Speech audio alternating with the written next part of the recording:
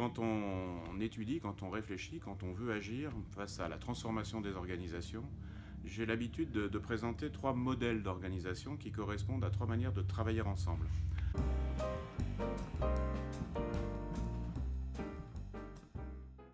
Premier modèle, vous donnez le stylo à quelqu'un dans une organisation, elle peut être publique, elle peut être privée, elle peut être associative, et vous lui dites « dessine-moi l'entreprise » ou l'institution. À ce moment-là, la personne, fort naturellement, parce que culturellement c'est inscrit ainsi, va vous dessiner une pyramide hiérarchique dans laquelle elle va commencer par une notion qui, en France, va être comprise, acceptée assez facilement, mais dans bien d'autres pays, il faudra du temps pour lui donner de l'épaisseur. La notion de cadre. Et dans le premier modèle, que j'ai appelé le modèle de la loyauté, hiérarchique pyramidale, qui a sa force et puis qui a aussi ses domaines d'amélioration, la personne va poster les cadres et puis elle va vous faire une distinction entre cadres dirigeants. On pourrait penser que ceux-là sont en état presque de lévitation, ils tutoient les étoiles parce que dans l'organisation ils sont placés très haut, ils sont même parfois hors cadre ou hors catégorie. Alors le statut, le rang sont choses extrêmement importantes et sont choses formalisées dans ce modèle. Juste en dessous les cadres opérationnels, puis ensuite vous avez le passage cadre. Alors on pourrait me dire qu'aujourd'hui cette distinction a disparu, pas du tout. Ce que nous observons, c'est que c'est encore un marqueur assez fort et qui a, je dirais, son importance. Et ce passage cadre est une marque importante, à telle enseigne d'ailleurs qu'on me dit parfois « mais Philippe, c'est une personne qui est simplement assimilée cadre ». Dans ce modèle de la loyauté, on est toujours au-dessus ou en dessous de quelqu'un. Depuis tout petit, on vous dit quelle école tu as fait, on sait que tu as fait de bonnes études, mais tu as fait une grande école, une petite école. Et puis ensuite, vous cheminez dans votre vie et au moment du trépas, si vous décédez, on met dans le journal en fait que vous avez fait telle école.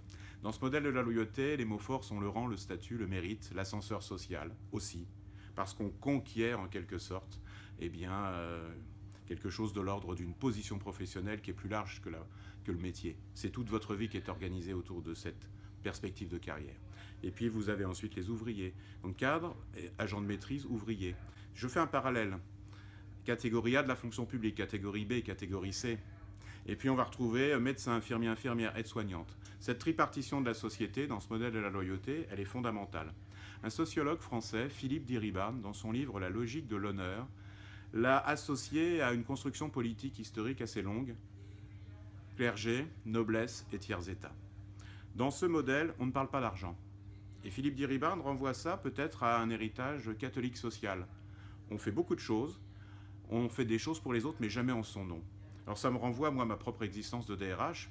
J'ai des souvenirs quand j'étais DRH et que je sentais que dans mon bureau, quelqu'un voulait parler argent, je lui répondais « Ne t'inquiète pas, ça viendra ». C'est-à-dire qu'on était dans une perspective de vocation. Dans ce modèle de la loyauté, le contrat psychologique à l'œuvre, c'est d'échanger de la sécurité de destin. Je sais ce que je vais devenir si je donne à l'organisation, contre une très forte implication. Au centre du modèle, il y a le métier. Tour de main, bonne pratique et coup d'œil. Et la transmission s'opère longuement parce qu'il y a un passage professionnel long, une carrière. Et puis au centre du modèle, il y a l'implication forte et même le présentéisme. Tiens, à 18h, tu prends ton après-midi. Vous voyez qu'on est dans cette perspective en fait tout à fait intéressante d'un modèle de sécurité de parcours qui est certainement en lien avec l'évolution du capitalisme européen et de manière certaine le capitalisme français. C'est le modèle du père. Ce sont souvent les hommes qui dirigent à terme dans ce type d'organisation, les femmes accompagnent. Et puis c'est un modèle dans lequel l'ascenseur social, s'il tient ses promesses, va protéger en fin de parcours des personnes qui ont vieilli et qui sont sur leurs dernières années d'existence professionnelle. Dans ce modèle de la loyauté, qui peut concerner de grandes organisations, mais moi je le crois aussi, encore aujourd'hui des PME familiales, il y a une caractéristique forte aussi. Celui qui vous dirige a fait ce que vous êtes en train de faire. Donc il y a cette perspective en fait de carrière en escalier. Ce modèle de la loyauté, Philippe Diribarne, dont je viens de parler dans son livre « La logique de l'honneur », le renvoie aussi à la centralisation du pouvoir de Rome autour du bassin méditerranéen. Cette centralisation dans le modèle, elle est forte. Le siège oriente les résultats d'une filiale, d'une région, et vous explique comment faire le résultat. Et dans ce modèle, on pourrait dire qu'un bon chef, ce n'est pas quelqu'un qui applique la règle. Non, non, non, non, non. Le chef, digne de ce nom, donne de l'intelligence à la règle. Dans ce modèle, on n'est pas au service de quelqu'un, on n'est pas au service du centre, on rend service. Et donc là, vous voyez en arrière-fond, il y a cette idée de servilité possible et d'une certaine manière d'émancipation. Ce modèle d'organisation ne disparaît pas. Ce que je prétends, moi, c'est que nous sommes au temps d'un management diversifié à la condition qu'on diversifie son management.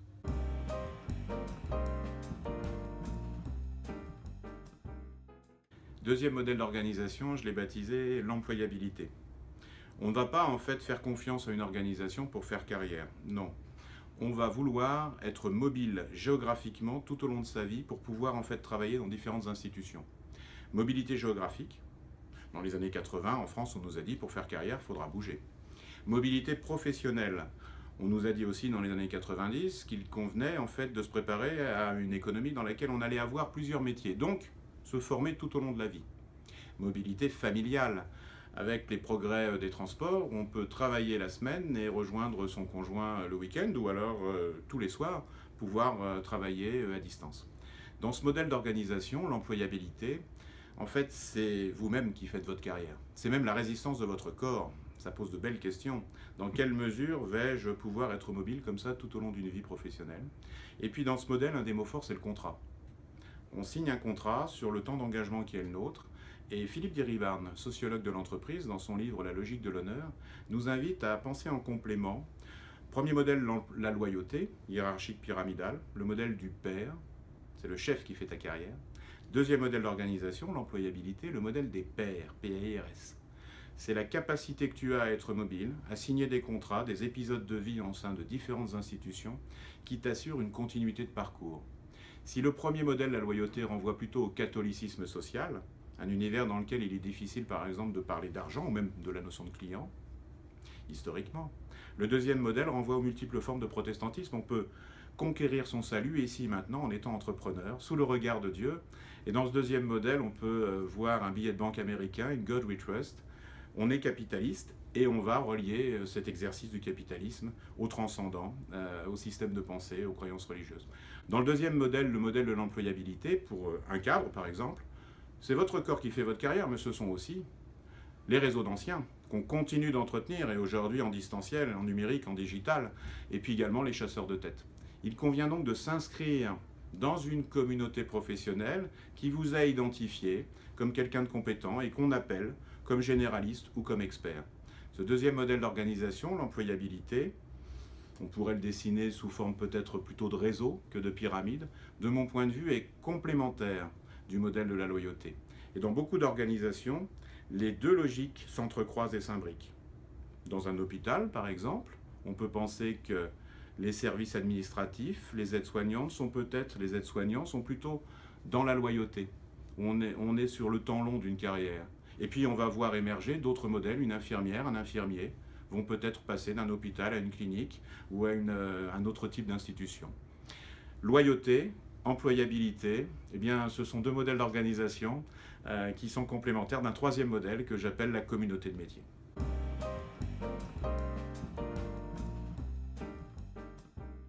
On peut penser à l'imaginaire californien d'un capitalisme plus récent, Google, Apple, Facebook, Amazon peut-être, cabinet d'avocats, cabinet d'architecture quand ils ont atteint une certaine taille à l'international, cabinet de conseil en stratégie, et puis aussi, de mon point de vue, équipe de sport collectif.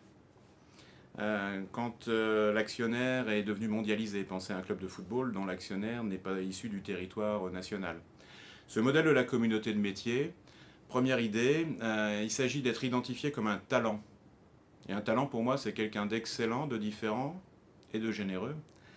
On est identifié comme un talent dans une communauté professionnelle, parfois très jeune. Pensez à un jeune joueur de foot identifié à 7, 8, 9 ans et qui va rentrer en fait dans une carrière où là les mots forts c'est l'agent. Vous avez un agent qui vous aide à faire carrière.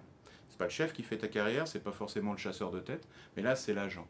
Et puis on est identifié dans une communauté pour apprendre certes, mais aussi pour apprendre à apprendre. Et donc cet imaginaire de la communauté de métier, il se vit très très souvent sur un campus.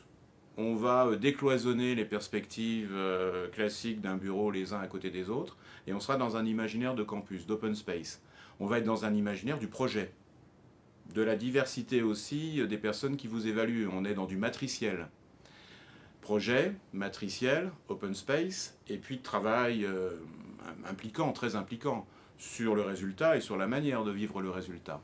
Dans ce modèle, on veut être salarié, on est salarié de l'institution, un joueur de football ou de basket ou de volley est salarié. Mais on veut aussi toucher des droits par rapport à sa propre capacité à être entrepreneur. Salarié, entrepreneur et actionnaire, les trois. Et donc dans ce modèle de la communauté de métier, j'ai envie de dire aussi que dans l'imaginaire collectif, on vit sa carrière comme une épopée.